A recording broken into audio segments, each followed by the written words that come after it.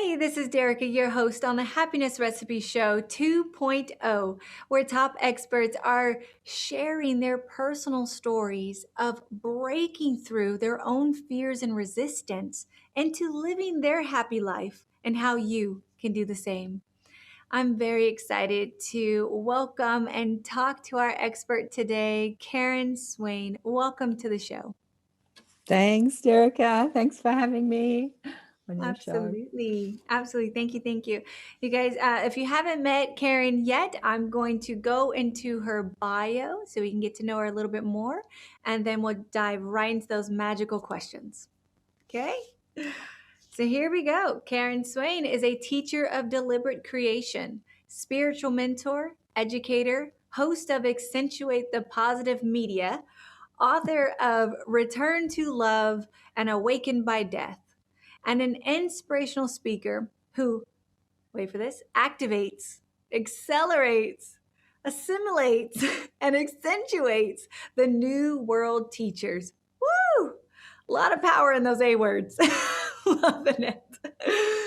She supports the light weavers and difference makers, bringing in a new dawn of reality, enlightening you to the power of your thoughts and beliefs, how they create your reality, and how you can live in alignment with your emotional guidance system. This is a guidance on a cosmic scale, remembering your connection to your spiritual teams, multidimensional selves, who you are, why you are here, and how you help this world. Karen is one of Australia's foremost thought leaders and change agents, showing you the way to a happier, healthier, more connected, multidimensional life. Woohoo! Oh, darling one, you did such a great job of reading that. That's really cool. You did really well. I'm thinking it's really interesting when other people read your bio. I'm thinking, wow, that sounds pretty cool. Who is that? Yeah. Who is that? Love it. When you're designing your bio, as a teacher, you've got to really investigate who you are and what you offer this world. That in itself is a personal growth workshop. It's like that took years to get that to that point. Yeah. It's interesting, isn't it? I bet, and I read so many of these lovely bios, and even in my own, I think about it does take years. It's Mm-hmm. this evolution of this becoming and all the things that you've got to journey through. It's kind of like right here on the paper. So there's rich history and wisdom in these bios, like just Yeah. yourself. Wow, that's so good. Okay, Karen. Jumping us in, tell us your story. Really, what led you to be doing all this beautiful stuff that we just said here? Well, I think like most people's lives, it's an unfolding story and it's still unfolding. And you have little clues along the way. So I'm just one of those kids that's asking my parents a million questions that they do not know the answers to, nor are they interested in the answers. Like, we were not religious at all. The only church I really knew was going to weddings and funerals. We didn't really go to church or have a religious. I went to a secular school that did teach scripture actually as a subject. But it wasn't a religious school. It was like a secular school, a non-denominational school. So we had a choice of which scripture we wanted to learn. We could learn any religion. And I'm asking questions like, why does a baby need to be baptized? It doesn't make sense that someone's born in sin. I don't get that. How does that work? And I'm asking these questions to my parents who are not interested in these subjects. And they're going, I don't know. Yeah. So mum gets sick with cancer when I'm a teenager and then she dies. And so my questions got even more intense. Like, why do you get sick? What causes you to get sick? And when you die, where do you go? Like, I didn't ever think that we stopped living after death. Like that was never, nor did I ever entertain the thought that there wasn't such a thing as reincarnation. There were some truths that I came in with as a child or as a soul that I never thought was not true. Like I always knew that there was life after death and that there was reincarnation. That was just, I don't know why I knew that, but I knew that. So I started investigating and asking more questions. If you go somewhere when you die, you must be there before you get here. Like, where is that place and what happens there? So just Mhm. about a million questions. And I started reading a lot of books and going to see a lot of, spiritual gurus and psychics and mediums and all sorts of things, just on an ever expanding quest to answer my questions. But also, I was being answered, those questions were being answered in my dreams. Mum kept coming to me in dreams telling me she didn't die. and Wow. I would be like, in the dream, it would be like, I didn't know I was dreaming. I thought I was awake and alive in my life. And it wasn't until I woke up in the morning did I realize that I was actually in a dream. Have you ever had a dream that's so real you don't know you're dreaming? Oh, yeah. Yeah. Yeah. Yeah. So she would say, no, I know I didn't die. And I'm like, you didn't die, but where have you been? Like, it was just so confusing. But I had so many dreams like that. And then other friends of mine died. I had a friend who died of thalidomide complications. There was a drug in the 60s called thalidomide that was given to pregnant mothers for morning sickness. And a lot of babies were born deformed. Do you remember that? You might Mm-mm. be too young to remember that. There's probably only about 20 of them still alive, or maybe 40. Anyway, but most of them died young, and my girlfriend died at 40. She from complications from the illness that she contracted. So she came to me after she died and told me she wasn't dead. And my best friend committed suicide. She came to me afterwards and told me she wasn't dead. All these people kept telling me, you don't die. So Mm. that's what the book Return to Love is about. It's about the fact that we can return to love here in this world, and we don't have to die to get there. Because when you do die, you return to this place of unconditional bliss and love and all that stuff that we're looking for in this world. Like, people are seeking happiness. What they're really seeking is they're seeking their connection to who they are and where they come from. And all that's available here. You can return to that without having to die to do that. So that's what the book Return to Love is all about. Oh, whoa, Karen, this is powerful. This is amazing. I know, a lot of us are like, oh my goodness, because because this is who we are, we've all experienced these very intuitive moments and these really deep, realistic dreams. And we can't even believe we wake up when we're like, what? We were dreaming. Mm. We, I don't want to say we all, like I'm speaking for everyone, but I know everyone I know and have talked to, and I've had thousands of clients, all have had said something very similar to this about someone passing, speaking to them, or they've had some sort of conversation outside of themselves. And, this just this soul kind of search, deep knowing with our spirituality, with our bigger selves, some flavor of that, So what you're saying, it doesn't creep me out at all. Like I have a lot of these experiences all the time, Yeah. all the time. So it's just powerful as I'm looking at you and hearing you speak with such grace about it and such confidence about it. It feels really good. And I hope that's what the audience is getting to, just like some peace with it.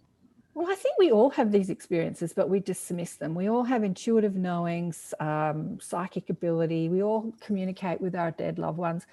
I'm so reverent about death now because I understand that there is no such thing as death. It's just a continue on of the journey of life, just not in this reality, in another reality.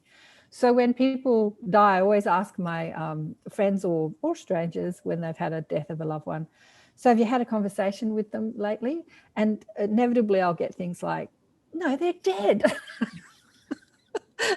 And I'll go, yeah, have you dreamt about them, or have you seen flickering lights? Have you thought about them? Have you had any sort of like Mm. feelings that they're around you? And always, always, always people will say, yeah.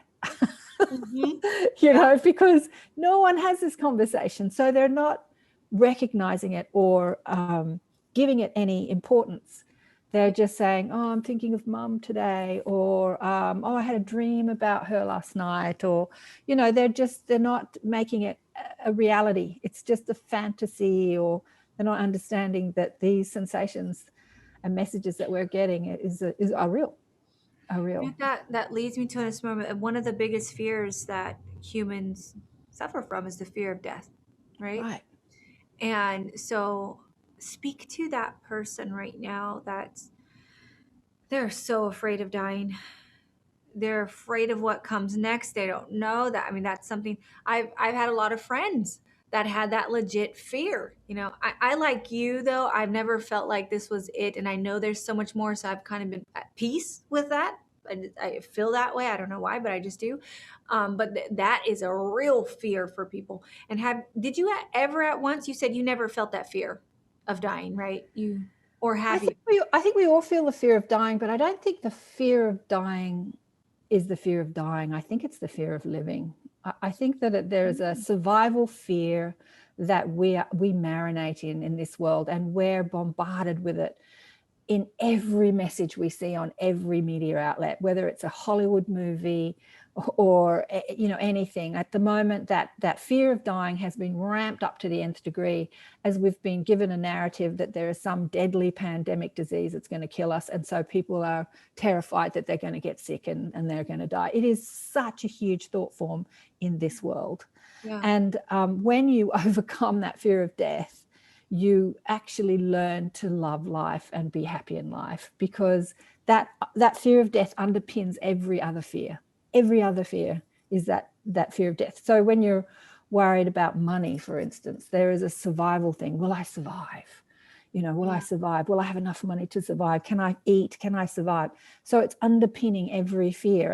And so I think it's a rare person that doesn't engage in that fear in some aspect of their life, that survival fear. And when you realize that it's bogus, then you're afraid of nothing. What are you afraid of? Like, what's the worst thing that can happen? If you look at it, what's the worst thing that can happen? I'll die. And so then what happens? Then I return to love, and I'm having a lovely time. So is that such a bad thing? And yeah, so the cats come to say hello and drink my water. Hello. Yeah, so Karen, when I think about that, because I've thought about fear of dying, and then or I thought like dying, and then a slight fear would come through, I think because it was the unknown, right? It's like the unknown, kind of, we're not taught, or there's no book, like a proven book or something that is, in our human selves sometimes have to know these things. But then it would be a flyby for me. But some folks that may be watching right now, they're scared to leave their house. Like they're playing really small in life because that it's so big, it's so just invoking anxiety and all these other kind of feelings inside themselves because of this fear of dying that, like you said, is the surface of a lot of different fears. How is it that, what would be a breaking point, a breaking through point where someone could be like, oh, this fear of death is bogus, yeah. What would that, like, if you could speak into that person right now that has that major fear of dying in them, what would you tell them? Oh, that's a big question. It's quite personal for most people. Look, I suppose if you're agoraphobic, if you can't leave the house, Yeah. when you boil it down, when you look at the surface fears and you go, okay, if that happens, then what happens? And if that happens, then what happens? And if that happens, then what? And you keep boiling it down. And then you look at the worst fear, like, what's going to happen? I'm not going to survive. What's going to happen? I'm going to die. It usually underpins every fear. And then what happens when you die? Then you start investigating what happens when you die. And when you start investigating what happens when you die, you realize there is no death, as everyone who ever died came back to tell me, starting with Mum when I was about 16. She came so many times to tell me there is no death. There is life, and then there is more life. So fear and death can put you on a spiritual journey if you allow it.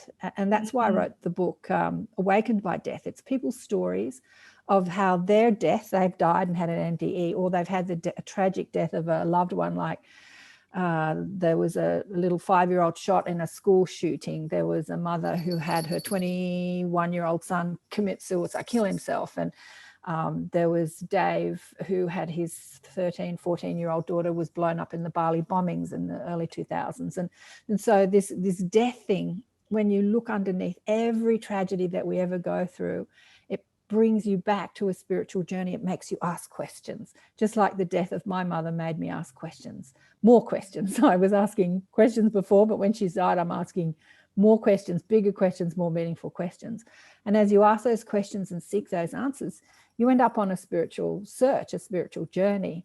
Mm. And if you allow it, it is the biggest blessing of your life, because you arrive at the answer is we are love. We are infinite, incredible, intelligent, infinitely intelligent, wise, creative potential. We are an extension of the source. We are here having a physical life adventures. We are soul, we are spirit who is infinite and comes from love and comes from light. And when you understand who you are as soul or spirit or an extension of the source, and you understand your true nature, all Yeah. those fears that you have about anything cease to be important when you really identify with your true nature and not the ego's nature, which has been created to experience separateness. Separateness to what? Separateness to the source, or separateness to your true nature, or separateness to love. So we Yeah. feel separate from each other. We feel separate from, when we stress about anything, it is an idea of separateness. If I'm stressing about money, I feel separate to my to feeling supported or abundance or my worth. If I feel lonely, I feel separate to the human race. So, the ego was created by our soul to experience this world of separation when the truth Mm. of us is unity. And when we remember and we return to that truth, then happiness and joy becomes the only aspect of your life you can live. I think everyone's looking for happiness in the things that we can create in this world. So I can create, like, happiness can be laughing with friends, or having a great meal, or going on a holiday, or Mhm. buying a new outfit, or a new car, or a new home, or giving birth to a baby. There's so many things that we can explore happiness in this world, but pure joy, which enables you to have happiness all the time, in everything, in the little things, in the joy of washing the dishes and vacuuming the house, the joy of the little things, feeling the heat of the water on your hands as you're washing the dishes and going, oh, isn't that gorgeous? Feeling the wet of the rain on your face when it's raining. Yeah. Is when you reconnect to the truth of who you are, and you're not looking for happiness in this external world. Right. And so, yeah, so there's two forms of, I'm bringing it back around to Yeah. the subject of this, expo, which is happiness. The true happiness is that reconnection to the truth of who you are, and living that identity, living in unity with your soul or your source, which Yeah. means that you feel unified with everything. You feel unified with the computer, with the trees, with the earth, with the water, with nature, with the rain. You feel unified with every other human being. There's Yeah. nothing to fear inside that experience. There's nothing to fear. Fear becomes an illusion that you appreciate, because it's an experience you can't have when you're dead. Mm. It becomes an experience that we have here in this third dimension, but it's not an experience you have in other places. So you can appreciate it. You can appreciate all that we experience here on earth and all that we live, the good, the bad, and the ugly. Right. Right. Yes. I know this is resonating with so many of us. So it's when we are faced with these barriers, these different fears and resistance in this dimension, in this experience, what it really, if you're boiling it down, getting down to I don't want to call it the root. I don't know what language you're using, but if we're getting it down and we're like, what really is this? And you begin to ask questions and you begin to investigate.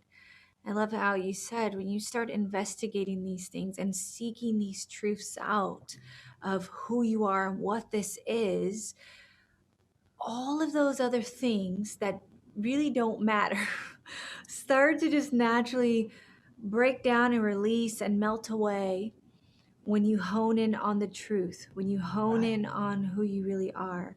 And I love that it is that spiritual awakening, that enlightening journey that we hear so much about, Um, that's that I think, I mean, I love that. I'm trying to get what someone may say to that is, I don't know. I remember way back in the days, it was like, who do I believe? I had my own feelings, I had more insight and intuition. I felt like you as a child, I would just speak to entities and have conversations with I don't know who. And but even then it was like, where do I there's so many spiritual gurus and there's so much information out there. I remember at one time sitting in so much confusion of who do I listen to? Yeah. But that's great, because in that confusion, it brings you back into the wisdom of self. I mean, Mhm. stop listening to the people outside you. Yes, listen to them in that. That's interesting. What do you have to say? Like, you're interviewing people, right? That's interesting. Who are you and what do you have to say? So I've been doing that for 12 years. Well, actually more like 20 years, because I used to facilitate the Academy of Light, and every Monday night we'd have a different spiritual teacher come and give their piece of the puzzle, right? Mm. And I would listen to them and I'd take a piece of the puzzle, not necessarily taking their whole jigsaw, picture, Yeah. but just a piece of their jigsaw, and put it in my jigsaw, like what's true for me. Yeah, that resonates with me, and that resonates with me, and that resonates. And as you start taking these puzzle pieces from all these different gurus, you create your own picture.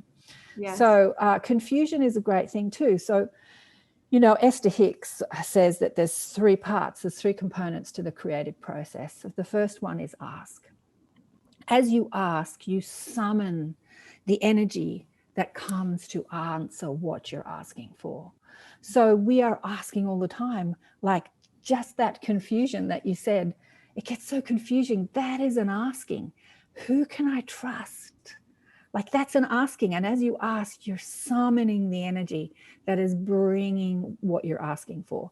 So your guides are saying, trust yourself, trust your intuition, listen to people, but trust your intuition. And if what they says resonates with you, then take a bit of that. If it doesn't, leave it alone. Yes. So confusion is such a delicious state to be in, because you're summoning that inner wisdom from within instead of seeking it outside yourself. Yeah. And it's a bit of a catch-22 oxymoron, because both are true. Seek, but also listen. So seek from others, but listen to yourself. So I've been, like you, interviewing people and putting people on my show, having conversations with them for years. And I love listening to people's stories. Mhm. And I will take from it what resonates with me. With everything that I'm listening to, I'm listening to my inner guidance first, and I'm querying them. I'm saying, is that true? Really? Tell me more about that. Oh, that makes sense. Really? Is she right? Really? Yeah. So I'm having a conversation with I call it the mob, with my guides, with everything someone's telling me. If I don't know it on my conscious level, I will ask them, is that true? So I never take anything that anyone says at face value. I will always check in with my guides and say, really? And if they say, yeah, that's true, and I go, I don't understand that. How's that work? They'll tell me more. I'll get more information than the Mhm. person I'm talking to. So it's so great, because you go within yourself and you learn to listen to your inner guidance, which is the only guidance you should ever listen to, really, is your Yes. own inner wisdom. I love that because we're all going to go through I call them breakdowns. Well, the breakdowns are for breakthroughs. So in those moments of, Yeah. confusion, scary, anger, sad, melancholy, like wherever our breakdown is, it's that moment where I think it is a delicious point because we're sitting in it. And in that moment is a grand opportunity to go deeper within ourselves. It's just a place where we can expand bigger than we ever could have before that moment. Just right there. And I know people are like, you crazy? That moment sucks. Yeah, but in Yeah. that you're about to dive deep and you're going to Yeah. ask these questions and you make decisions in that space, right? It's like Right. it really is a delicious place to be in when you view it like this. Yeah. It's a powerful Absolutely. place. Yeah. And that's where joy becomes the dominant frequency of who you are in this world. So you're so filled with joy that you know that everything that you experience here in this earth, the good, the bad, and the ugly, serves you, as Wayne Dyer famously said, or Mhm. Byron Katie, and many teachers, they say, life doesn't happen to me, it happens for me. And Yeah. so this is something, my daughter went through a really challenging year last year. Her house burnt down in the Australian fires, and then she got bitten by a shark at the end of last year, and her Saturn return. So she went through this big, she's like coming up to her 28th birthday, and I'm like, ooh, you're coming up to your Saturn return. And I said, wonder what's going to happen. It's like, whoa. And before all this stuff happened, when drama hit, when challenges hit, I would say, what are you learning from this? How are you growing? How are you expanding from this? And she would inevitably say, oh, shut up, Mum. Leave me alone. I just want you to listen to me. I just want to complain, and I want you to go, there, poor girl. Sorry, that's terrible. But I don't do sympathy, because sympathy says you're a victim. Sympathy says you have no power in this. Sympathy says that this is happening to you, not for you. Yeah. And empathy is different. Empathy says, oh God, I know how you feel. That sucks. I felt like this too. But how are you growing from this? How are you expanding? And so after she's been through more trauma than she could ever imagine, now when she comes to me with complaint and I say, so what did you learn from it? She goes, oh, well, I learned this and I learned that and I learned, so she's really getting it. And so the traumas in your life cease to hold as much pain, because you know that it's happening for you and not to you. And you can shift your focus from the pain, the physical pain and the trauma, and like put it on, what am I learning? What am I, what questions are sort of shooting out of me, and what am I summoning that is coming to meet that? And so life becomes a joyous adventure instead of peaks and troughs of happiness and sadness and happiness and sadness. So happiness dependent on what's happening around you and how you're feeling in that moment, and letting what's happening around dictate how you feel. You become the deliberate creator of how you feel and experience this life. And that's what deliberate creation is all about. It's not about being deliberate and creating a great life like big houses and fast cars and great holidays. You can create all that too if you want it, but it's about being deliberate in how you flow your energy and how you feel in any moment, and how connected you are to your power and your source in any moment, regardless of what's happening. Yes. Happy for no reason. Happy for no reason. Happy because that's who we are. It's like this. So I can sense, I remember a time in my life, and some folks might be saying, okay, our house burned down, or we just got in this major fight, or whatever, something happens. We get this big bill in the mail. And the old me would go, oh, right. Just, oh man. And we want to, sit in our poopy diaper, and we want to complain about it, tell everybody about it. And that brought us a validation, a recognition, and attention. It brought us a lot of things. So we get used to that. And the pivot point of where it's going here, and that contrast is brought to us to birth this clarity. And so, yes, it looks bad. It looks terrible. And getting to that point where you could be in a challenge, be in a bad situation, and look at it like, oh, why are you here? Why did this happen? What am I learning? What's coming? When something leaves your life, what's coming then? It's almost like, what? Like, is that possible? Absolutely possible. It is, but it is not overnight, but it is possible. Well, yeah, unless it is overnight. I mean, there have been people that have taken lifetimes to get this, like lifetimes, maybe thousands. And then there are people that just go, got it. There's some things in my life where I'll say, nope, I'll make a decision, and then boom, I'll have it. It's rare, but some things take practice. I think of it like, look at our babies. Look how we're born. We don't just get up from crawling to walking. It takes a couple times falling down, a couple bumps on the head. some things happen. But eventually, those contrasting, challenging, painful, unhappy moments, you'll eventually see the deliciousness in them, and why they're coming to us, and how they're really not bad. They're just is, and they're happening for some greater purpose. For some greater purpose, and often they come to answer an asking.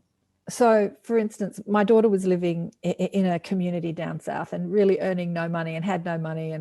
And so there was a constant asking for more money. How can I get it, earn more money? And then the Australian fires hit, and the whole property, just like the fires just swept through the whole property, and the town next door burnt down. she was right in the thick of where the fiercest part of the fires were. Mm. Luckily, she actually was not there at the time. It was New Year's Eve actually, and she was up in another part of Australia, up the north, celebrating New Year's Eve with another community of people. So she was lucky that she wasn't there during the fires, Yeah. like the worst part of the fire. But what's really interesting, the Australian government was really generous in helping the people that were affected by the fires. And then her father started a GoFundMe campaign. And so all of a sudden, she's got all this money that she'd never had before from the government and from people donating to her to help her. And it's so interesting. It looked like devastation because she lost a lot of stuff, right? And Yeah. some art and precious things. But now she's got what she'd been asking for. It's really interesting how sometimes the devastation actually answers a prayer or an asking. It's so interesting. I'm so But glad do you we said have to that. lose in order to gain? What did we really lose anyway? Did we lose stuff?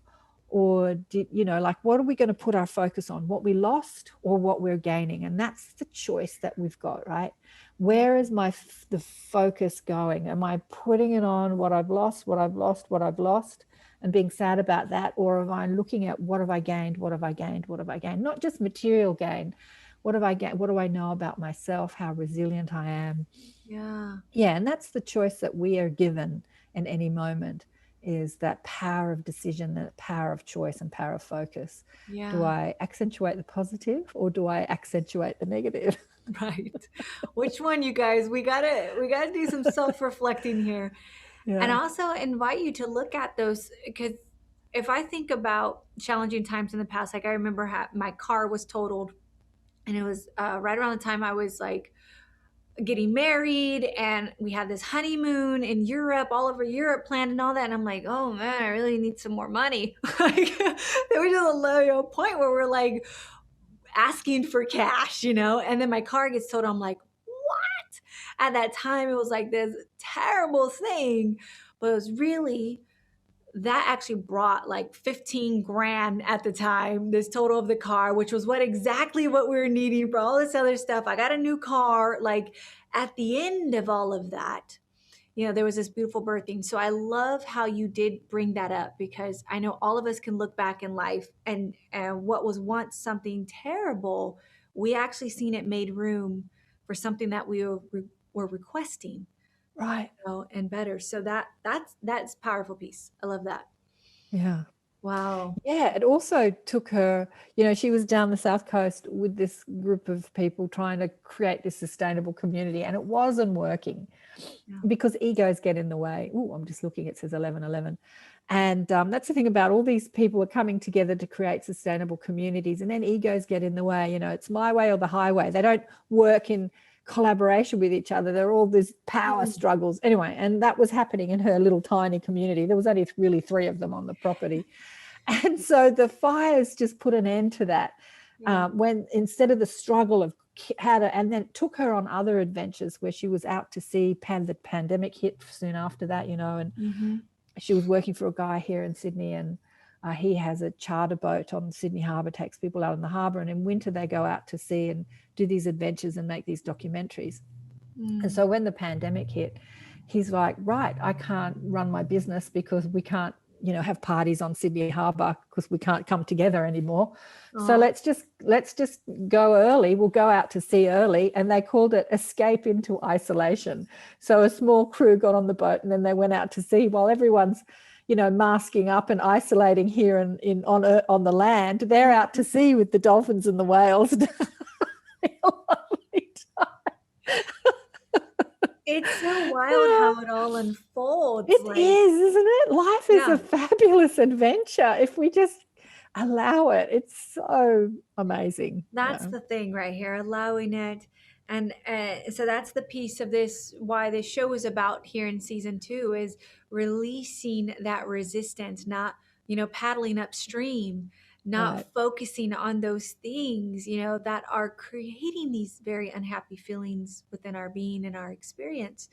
So I love, like, I'm going to ask for some happy hacks from you in a bit, but I already love what you already gave us as far as like dive deep, start asking questions, investigate more. How are you looking at the situation is also very powerful. It can look daunting, but what's underneath that or around that? Even taking a break from the dauntiness and say, okay, you know what, let me give this a week or so and then come back to it. It's also very powerful. So, Karen, if let me see right here.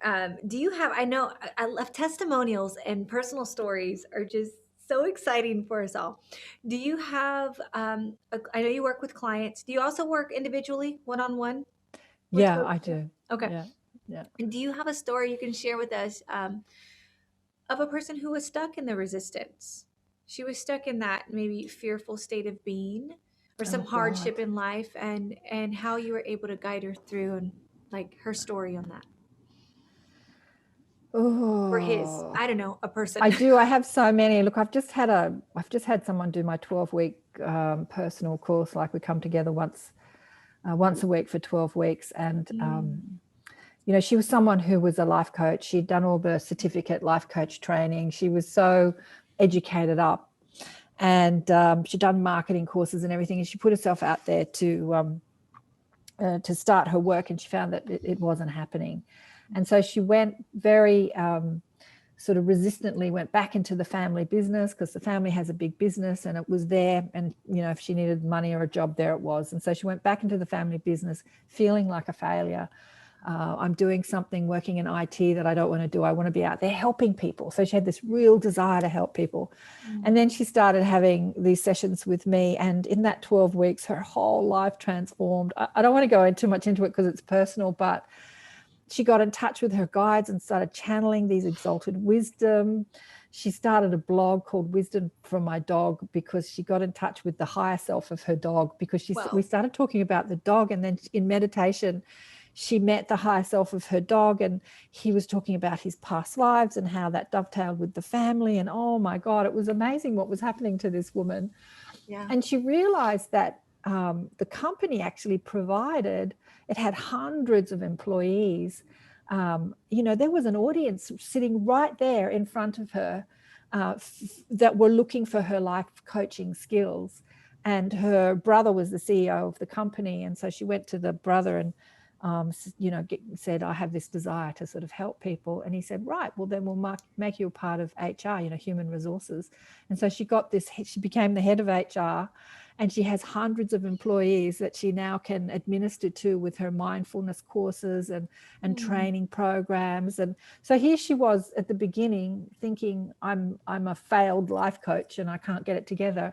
And then a few weeks later, she's got hundreds of people now looking to her for advice, and she's totally connected to her source of wisdom, which is that wisdom inside, because she was nervous to sort of speak to so many people. The first session we had, I said, I see you speaking in front of hordes of people. She was just thinking, I just want this one-on-one, like just one-on-one coaching thing. And I'm like, no, you're talking to hundreds of people. And she was really nervous about that. But when she realized that she's always guided, like all of us are, that, and if she doesn't know anything, all she has to do is tap in, and she's got that exalted wisdom flowing through her. That what's to be nervous about? It's often not us teaching or speaking. It's us being connected to that infinite intelligence, and that flows through us. And so there's nothing to be nervous about. We don't have to remember anything. We just have to turn up in trust and be in the moment and open and allow whoever, that exalted wisdom, to speak through you. Like your guides, the angels, the ascended masters, like whoever comes to, as you summon, they come to meet that asking. So as you're asking, the energy comes to meet that. So her life changed dramatically. That's huge. That's so beautiful. Like, this is what it really is. We can be in that rut, and then we open up and you're asking, like you're asking for support. She actually got a mentor, a coach, a guide, being there with her, which is absolutely beautiful. I recommend everyone to do that. But then here it comes, right? It's given. It was so funny because she has a sister who had a coach as well, and she didn't want to be with her sister's coach. But she said after the first day of my coaching, she was really pissed off. She's like, oh, this coach that I've got is asking me to tune into the wisdom within me instead of her bringing me that wisdom. She's like, I've paid this coach to bring me that wisdom. And and it was, so she was sort of in complaint the first time, thinking she's busting my balls, because she's making me work for it instead of just bringing the answers to me. I ask and she answers. Mm-hmm. But you don't have a coach that's around all the time, right? So you might reach out to a mentor or someone for a period of time, but what every mentor or coach should do is get you connected to your own wisdom, so because your own wisdom is with you all the time. Yes. All the time. So if you're reaching out to coaches and spiritual guides and gurus, and they're the master and they're bringing you all that wisdom, I would run in the other direction. A true master is someone that gets you connected to the wisdom within you. Yeah. That's the definition of educator. If you pull that back, you look at it, it's just pulling, that guide or that coach is really pulling the wisdom up that's within you. That's very beautiful. I always tell, like, any of my clients that come to me, just fix me. I'm like, no, you're not broken, first of all. And you got it all here. I'll cheerlead you on, but it's all within us. What just came to me in the moment is that, in this moment, is some people are totally freaked out by the word guides, or that they're being spoke to by some other person or entity or thing. What would you, I'm just curious on what you would say, because I've heard a lot of things, but what would you tell that person that's like, talking to is that loony? Is that crazy? Well, to tell you the truth, Derek, that's not the tribe I attract. So as I say, I attract the New World teachers. So I attract people from a certain, like attracts like. Thought is the same. Like thought attracts like thought. And so people that are not up for that conversation are not the people that listen to me or watch my shows. Yeah. They're the people asking the same questions that I was asking as a young girl, like, who are we? Where do we go when we die? Can I speak to people who have died? So if you're entertaining the thought that you can speak to someone who's not in the physical body, that whether that's a dead relative or friend, then there is a spirit that you want to speak to. So if they're there are other spirits there too, like, who are they? What relationship do they have with me? So they're the people that I'm speaking to. They're not freaked out about that conversation. They're totally up for it. They might have questions and they're unsure about it. I remember talking to my sister-in-law, who wasn't up for this conversation, and much of my family have not been up for this conversation, which I find in the spiritual community. A lot of psychics and mediums and people that channel and stuff like that, their family is not up for that conversation. They come into families that are really closed. Anyway, and she said, I don't believe in life after death. And I said, really? She said, no, nothing happens after you die. Anyway, then I had a conversation with her about ghosts, and she said, oh, I believe in ghosts. And I said, no, you don't. She said, yes, I do. Like, don't tell me what I believe in. And I said, you told me you don't believe in life after death. And she says, yeah, that's right. And I said, well, what do you think a ghost is?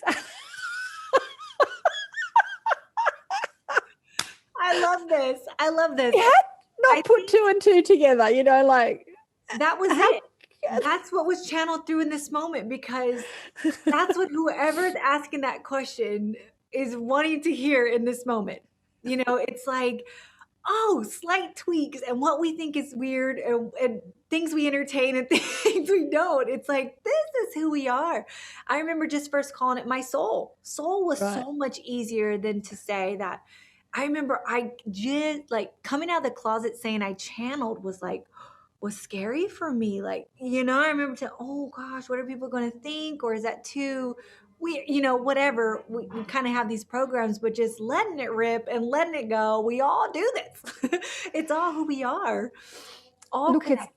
Not only is it who we are, it's who we're evolving into as a human society. And I'm very passionate about making this conversation normal and taking it out of the woo-woo and the weird closet, Yeah. because this is who we're evolving into. We're evolving into a galactic psychic society where we're all communicating telepathically. We understand that we can communicate and commune with other forms of life, whether it be in other dimensions or on other planets, and remote viewing will become a reality. So we're on the precipice of this massive shift in human consciousness, and people like you and your audience, Derica, and my audience are the people that are leading the way for this conversation. And so we have to stop feeling ashamed or scared of what other people think of. Like, that's when I'm out and people tell me. I was at my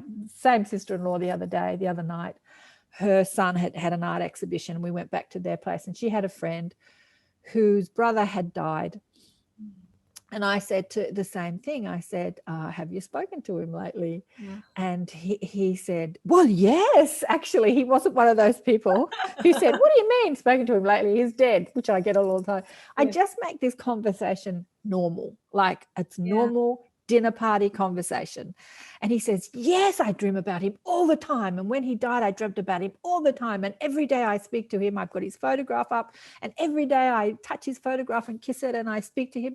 And I said, so you speak to him, do you listen back to what he has to say? And he goes, well, no. He's South American, so he had this accent. And I said, why don't you listen back? And he goes, oh, I never thought about listening back. I speak to him in the photograph, but I don't wait for his response. And I'm like, just because he's not in his body doesn't mean that he can't respond to what the conversation you're having with him. And he goes, oh, thank you. I think I'll do that. He was obviously quite open.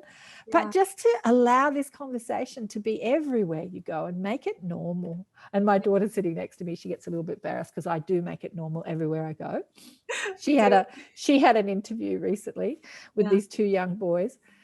And I'm talking ETs, and I said to her, I've been talking ETs with your friend. And she gets so embarrassed. She's like, I apologize for my mother. And this young man's like, no, it was fascinating. I had the most fascinating conversation with your mother, make it normal, open. He said, why do you believe in ETs? And I said, well, in your generation, like he's in his 20s, it'll be the reality of rejoining our cosmic family will happen. I don't know if it'll happen in my generation. There'll be a reality where we understand there's life in the cosmos. But being a part of that galactic community and becoming a part of the galactic community, that'll happen in your generation. So you need to get up to speed with that. He's like, really? Wow. Okay, cool. So we've just kind of got to bring it out of the closet and put it in the light and make it normal and talk about it wherever you go, and not be afraid and to hide. It did feel like that, a breath of fresh air. I remember coming out of the channeling closet where it just felt so good just to be me, and everyone was really there to support you guys. So if wherever you're at in this journey, you're right where you're supposed to be. We're just encouraging you because you're here. You wouldn't be here if this wasn't your time to hear this. So encouraging you to just to let that out, let your intuition, your senses, and what you're really feeling and thinking out, because there's a whole bunch of us all around that can relate to you and would love to entertain this and go deeper with this because it's who we are. So let it rip, let it out. Oh my goodness, Karen, this is so good.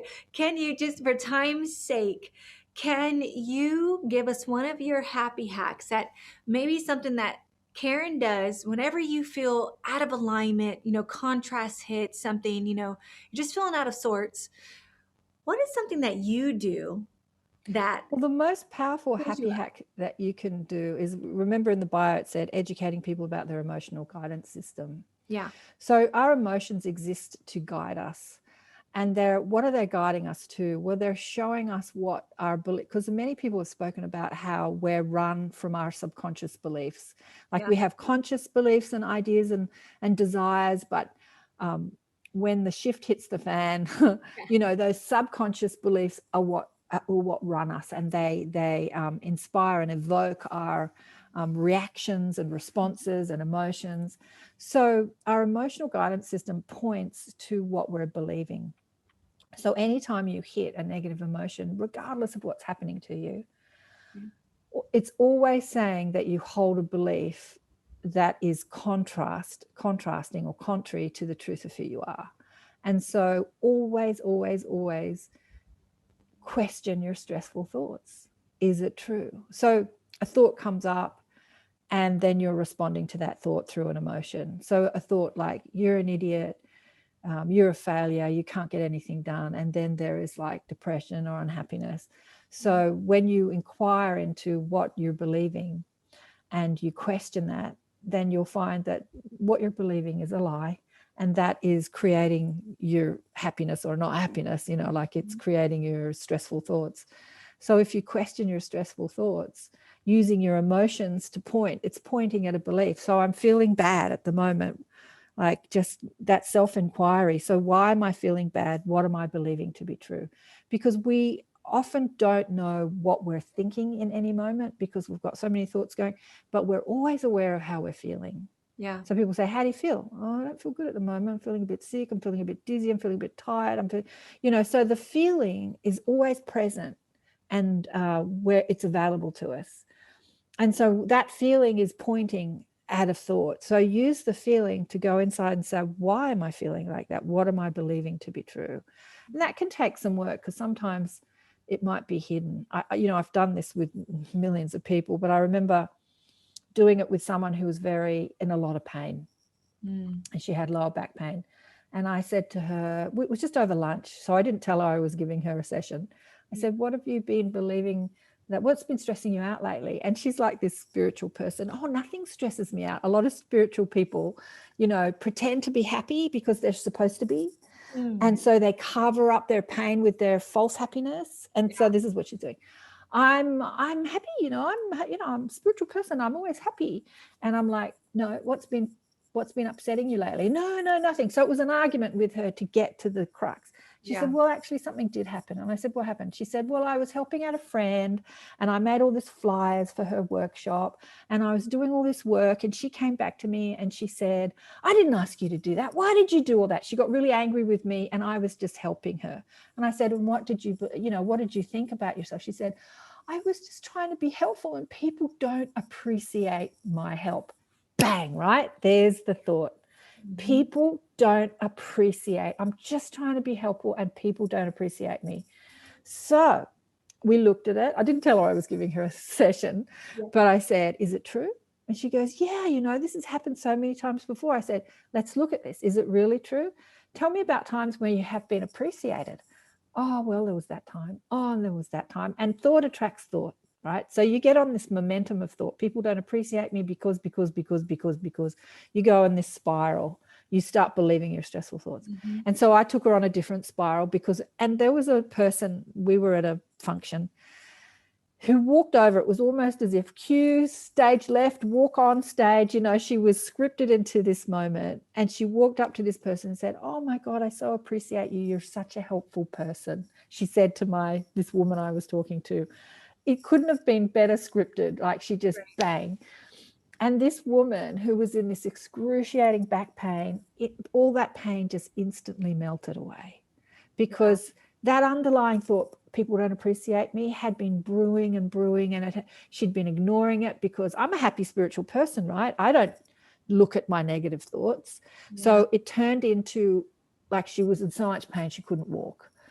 And so it was speaking to her, you need to look at this, you need to look at this, you need to look at this. And when she looked at it and turned it around and stopped believing it, just I love those moments. It's amazing.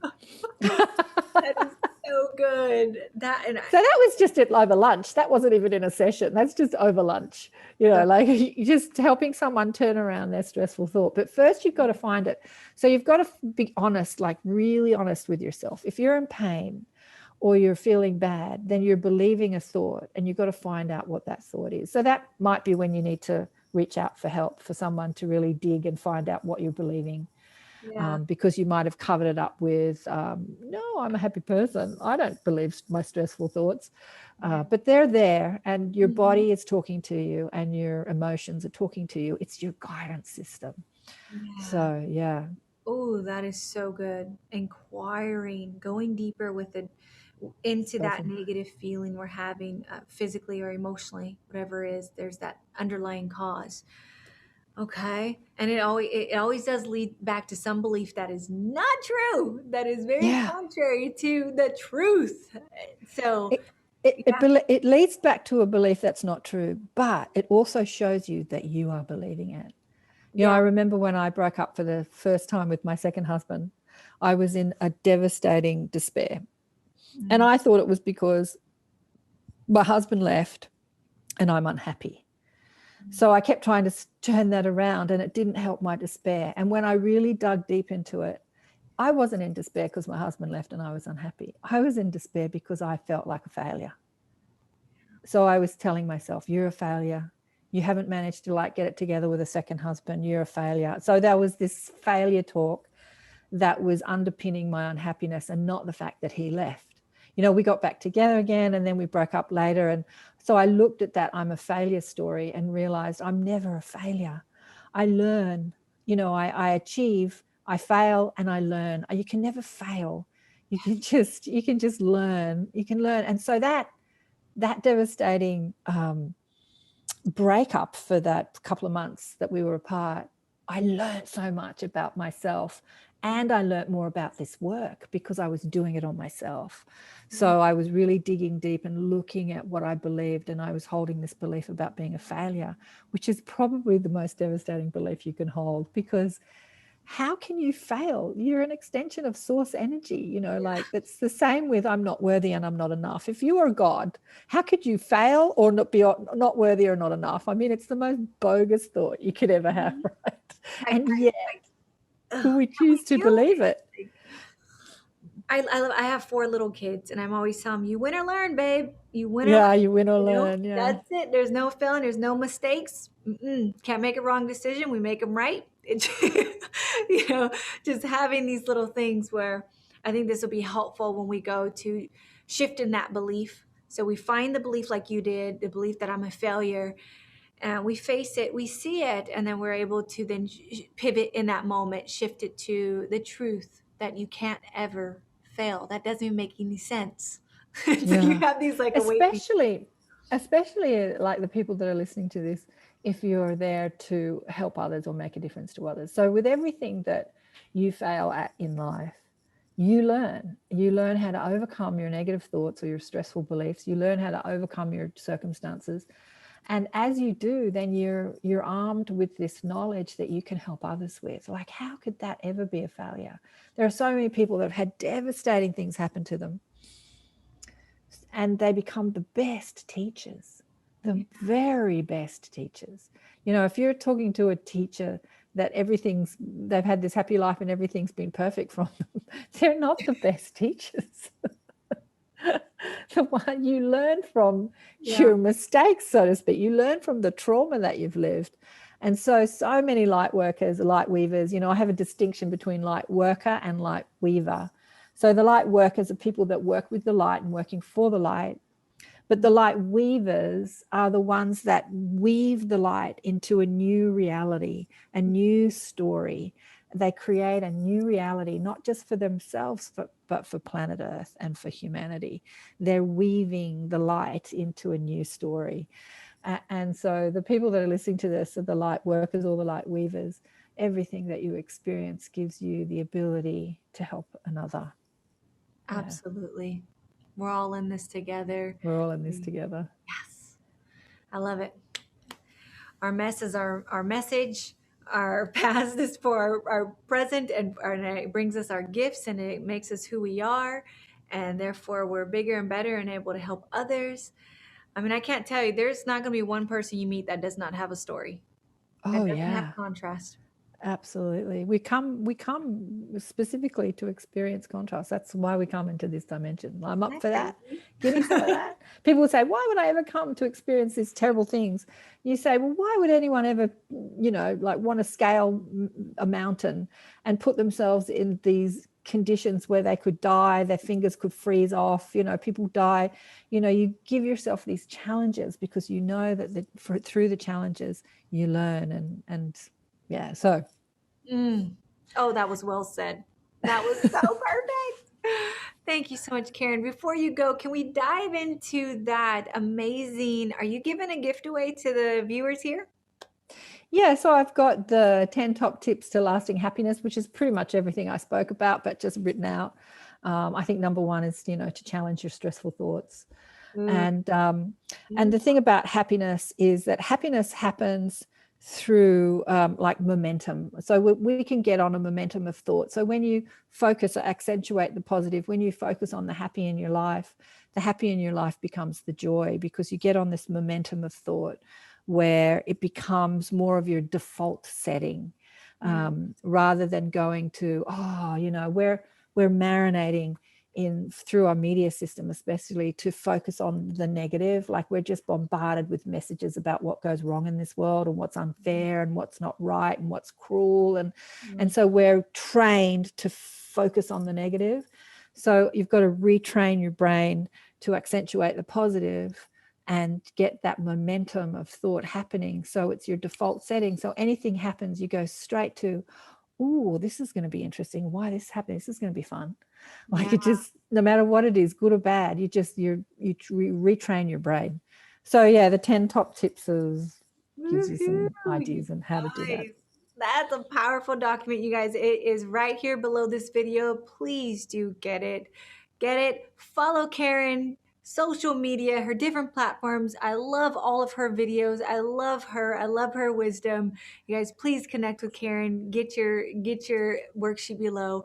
And Karen, thank you so much for your time and your wisdom and all the love that you poured here into this group. Thank you, Jerica. Thanks for everything that you're doing too, all the work that you're doing in the world. You're doing a fabulous job, bang up job. You're doing a fabulous job, darling. Woohoo! Thank you so much. All right. Thank you guys. And thank you for watching. See you on the next one.